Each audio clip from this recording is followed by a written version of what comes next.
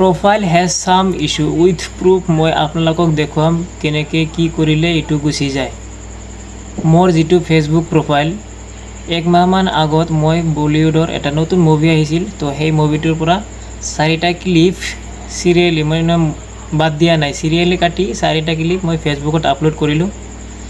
তাৰ এক সপ্তাহমান পিছত এটা কোম্পানীয়ে মোক কপিৰাইট স্ট্ৰাইক মাৰি দিছে তাৰ পিছত ফেসবুকৰ পৰা এটো মোৰ প্ৰফাইলটো যেটো ৰেষ্ট্ৰিকশন মাৰি দিছে তেতিয়াৰ পৰা দেখা যায় যে প্ৰফাইল হেজ সাম ইস্যু আৰু যেটো নেকি ব্লু টিক থাকে এটো ইয়েলো হৈ যায় তো মোৰ হেই ফেসবুক প্ৰফাইলটো সেম এনেকুৱা হৈছিল তো কেনেকৈ কি কৰিলে এটো গুচি যায় সম্পূৰ্ণ প্ৰসেস মই আপোনালোকক দেখুৱাই আছো তো ভিডিওটো আপোনালোকে শেষলৈকে চাওক সকলো কথা বুজি পাব কেনেকৈ কি কৰিব লাগে কোড ইমেইল পঠাব লাগে কি কৰিব লাগে সম্পূৰ্ণ দেখুৱাই আছো যেতিয়া আপোনাৰ প্ৰফাইলটো ৰেষ্ট্ৰিক্টেড হ'ব তাতে লিখা থাকব প্ৰফাইল হেজ সাম ইস্যু আৰু তাৰ তলতে লিখা থাকব ভিউ ডিটেইলস ক্লিক কৰাৰ লগে লগে আপুনি এটা অপচন দেখা পাব email the reporter you may be able to resolve this directly with them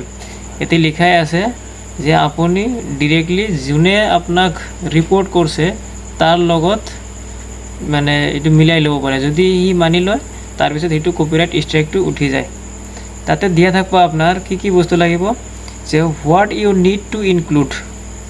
include the report number তাতে ৰিপৰ্ট নাম্বাৰ এটা দিয়াই থাকব আৰু ৰিপৰ্টাৰৰ নেম দিয়া থাকব আৰু তাৰ পিছত তলত এটা ইমেইল দিয়া থাকব সেই জনে ৰিপৰ্ট কৰিছে তাৰ ইমেইল দিয়া থাকব ফাৰ্স্ট আপুনি তাত এক্সপ্লেইন কৰিব লাগিব Explain to reporter why you think that your content does not use their intellectual property in an unlawful way. Tar pisot tell them that if they agree with you, jodi mani loy they should follow the instruction in the email that we sent them after they reported your content. If the reporter contact us যদি reporter জুনে আপনার ফেসবুকের বিরুদ্ধে প্রোফাইলের বিরুদ্ধে report করছে সেই রিপোর্টারে যদি ফেসবুকক আকৌ কয় মানে রিপোর্ট করে বা কন্টাক্ট করে উই উইল পুট দিস ভিডিও বা যিকোনো যেটো ভিডিও গুছাই দিছে সেই ভিডিওটো দিব আৰু তাৰ লগতে আপোনাৰ যেটো স্ট্ৰাইক লাগছে বা কপিৰাইট লাগছে সব এটো গুছাই দিব ফেসবুকে আপোনালোকে চাব পাৰে মই এটো ইমেইল পঠাইছিলো যে request for review of copyright report নম্বৰটো এটো আৰু এটো মই মোৰ এই নাদিয়াতওয়ালা গ্ৰেণ্ডসন এন্টাৰটেইনমেন্ট লিমিটেড এটোৱে মোক মানে এটো কোম্পানীয়ে মোক ৰিপোৰ্ট কৰিছিল এখেতসকলৰ ইমেইল আছিল এটো